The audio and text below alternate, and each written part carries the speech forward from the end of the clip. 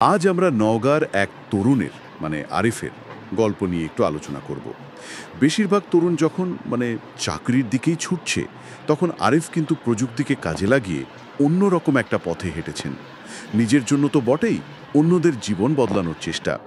আমাদের কাছে একটা লেখা আছে, শিরোনামটা হলো আরিফ আইসিটি কেয়ার, একটি ডিজিটাল বিপ্লব। এখান থেকেই আমরা খানিকটা জানার চেষ্টা করব। মূল প্রশ্নটা হলো, এই যে গতানুগতিক চাকরির বাইরে গিয়ে টেকনোলজি ব্যবহার করে কিভাবে একজন মানুষ অন্যের বা সমাজের জন্য এতটা করতে পারে। আরিফের গল্পে শায়দ এই দিকটাই পরিষ্কার হবে। হ্যাঁ, ঠিক বলেছেন। আর দেখুন, শুরুতেই কিন্তু ব্যাপারটা পরিষ্কার। আরিফের কাছে আইসিটি শুধু একটা সাবজেক্ট ছিল না। উনি এটাকে দেখতেন একটা টুল হিসাবে, একটা হাতিয়ার, যা দিয়ে মানুষের কাজে আসা যায়। এই ভাবনাটাই আমার মনে হয় তাকে প্রথম থেকে একটু আলাদা করেছে। শুধু নিজের ক্যারিয়ার না, একটা সেবার মানসিকতা। আর এই ভাবনা থেকে কি উনি শিক্ষকতার দিকে এলেন? কিন্তু মনে হচ্ছে ওনার পড়ানোর স্টাইলটা একটু অন্যরকম ছিল, তাই না? লেখাটাতে যেমন বলছে, উনি নাকি থিওরির থেকে বেশি জোর দিতেন হাতে কলমে শেখানোয়। হ্যাঁ হ্যাঁ, ঠিক এখানেই ওনার বিশেষত্ব। শুধু বইয়ের কথা না বলে উনি স্টুডেন্টদের সাথে বসতেন, সি প্রোগ্রামিং শেখাতেন একদম হাতে ধরে। আবার ধরুন, ওয়েবসাইট বানানোর জন্য যে HTML লাগে সেটাও প্র্যাকটিক্যালি দেখাতেন।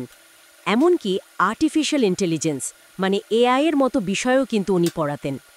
আসল উদ্দেশ্য ছিল এই টেকনোলজির ভয়টা কাটানো, ওদেরকে কনফিডেন্ট করে তোলা। আচ্ছা, আর স্টুডেন্টরা কিভাবে নিত ব্যাপারটা? ওই লেখাটাতে একটা কমেন্ট আছে, বেশ ইন্টারেস্টিং। হ্যাঁ, ওই কথাটা খুবই গুরুত্বপূর্ণ। ওরা বলতো, আরিফ স্যার বোঝান না, বুঝিয়ে দেন। এটা কিন্তু টিচিংয়ের ক্ষেত্রে বিরাট একটা কমপ্লিমেন্ট। শুধু ইনফরমেশন দেওয়া আর সেটাকে একদম মাথায় ঢুকিয়ে দেওয়া, এটার মধ্যে তো অনেক তফাৎ। আরিফ এই পরের কাজটা করতে পেরেছিলেন, জটিল জিনিসও সহজ করে দিতেন আর কি। হ্যাঁ, দারুণ তো। নৌগান্দে তো তাহলে বেশ সাড়া ফেলেছিলেন। এরপর কি উনি এই জ্ঞানটাকে শুধু ওখানেই রাখলেন, নাকি আরও বড় কিছু ভাবছিলেন? অবশ্যই। লোকাল লেভেলে যখন সাকসেস এলো, উনি বুঝলেন যে এই শেখানোর ধরনটা, এই অ্যাপ্রোচটা দেশের অন্য ছেলেমেয়েদেরও কাজে লাগতে পারে। কিন্তু কিভাবে পৌঁছাবেন? এখানেই তো অনলাইন মিডিয়ার ব্যাপারটা আসে। বুঝলেন যে এই জিওগ্রাফিক্যাল লিমিটেশন পেরোতে হলে ডিজিটাল প্ল্যাটফর্ম দরকার। ও আচ্ছা, আর সেখান থেকেই কি ওই ইউটিউব চ্যানেল আরিফস আইসিটি কেয়ারের শুরু? লেখাটাতে দেখলাম 10 মিনিটের ভিডিওর কথা বলা হয়েছে। এই ফরম্যাটটা কেন বাছলেন? কোনো বিশেষ কারণ? আমার যা মনে হয়, উনি হয়তো বুঝেছিলেন যে এখনকার জেনারেশনের মনোযোগ ধরে রাখাটা একটু কঠিন। তাই লম্বা লেকচারের বদলে ছোট ছোট কিন্তু খুব অ্যাট্রাকটিভ ভিডিও, 10 মিনিটে কঠিন টপিক ভেঙে ভেঙে সহজ করে বলা। এই আইডিয়াটা খুব তাড়াতাড়ি ক্লিক করে গেল।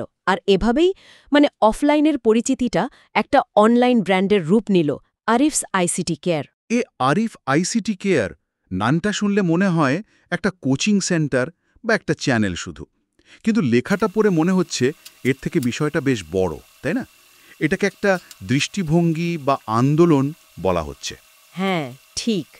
এটা আসলে শুধু পরীক্ষার নম্বর পাওয়ার কোচিং নয়। এর ভেতরের দর্শনটা হলো স্টুডেন্টদের সেলফ রিলায়েন্ট বা আত্মনির্ভরশীল করে তোলা।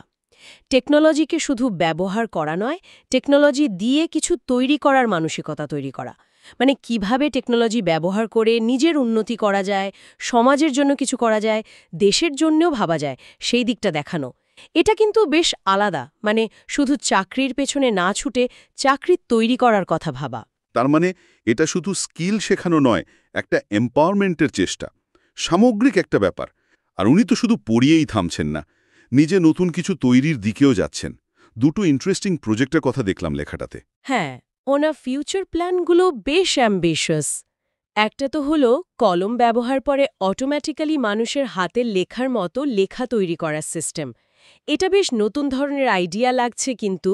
আর দ্বিতীয়টা তো আরও বড় স্কেলের, বাংলাদেশে তৈরি একটা স্পেশালাইজড AI টুল, যেটা নাকি আইসিটি শেখার পুরো অভিজ্ঞতাটাই বদলে দিতে পারে। বাহ, লোকাল লেভেল থেকে এই ধরনের ইনোভেটিভ চিন্তা সত্যিই দারুণ। ওই অটোমেটিক হাতের লেখার সিস্টেমটার প্র্যাকটিক্যাল অ্যাপ্লিকেশন কি হতে পারে সেটা ভাবার মতো। আর লোকালি তৈরি AI টুল দেশের জন্য কতটা কাজের হবে সেটাও দেখার বিষয়। নিঃসন্দেহে এই প্রজেক্টগুলো যদি সফল হয় তাহলে তো সেটা শুধু আরিফের একার সাকসেস হবে না, দেশের টেকনোলজিক্যাল ক্যাপাবিলিটিরও একটা প্রমাণ হবে। মানে লোকাল সমস্যা সমাধানে লোকাল ট্যালেন্টের ব্যবহার, এটাই সবচেয়ে বড় কথা। সব মিলিয়ে যদি দেখি, আরিফ আইসিটি কেয়ারের এই গল্পটা শুধু একজন মানুষের উদ্যোগের গল্প না। এর মধ্যে অনেক কিছু আছে, ইন্সপিরেশন আছে, একটা দায়িত্ববোধ আছে, ভবিষ্যতের দিকে তাকানোর একটা ইঙ্গিতও আছে। এটা দেখাচ্ছে যে ঠিক লক্ষ্য আর ইচ্ছা থাকলে একলা একজনও অনেক বড় পরিবর্তন আনতে পারে। আর সবচেয়ে জরুরি হল আরিফের নিজের অ্যাটিটিউডটা। উনি নিজেই ভাবছেন এটা তো সবই শুরু। লেখাটাতে কোট করা আছে তার কথা, এটা তো কেবল শুরু। এই মানসিকতাটাই আসলে দরকার। যখন কেউ ভাবে যে তার বেস্ট কাজটা এখনো বাকি, তখনই তো নতুন কিছু করার এনার্জি আসে। আলোচনাটা শেষ করার আগে একটা প্রশ্ন বরং সবার জন্য রেখে যাই। আরিফের মতো এরকম তানীয় উদ্যোগগুলো, যারা লোকাল লেভেল থেকে উঠে এসে একটু অন্যভাবে কাজ করছেন, তারা আসলে আমাদের দেশের পুরো টেকনোলজি, এডুকেশন বা ডিজিটাল ট্রান্সফরমেশনের ক্ষেত্রে কতটা গভীর প্রভাব ফেলতে পারে, এটা নিয়ে একটু ভাবা যেতে পারে, তাই না?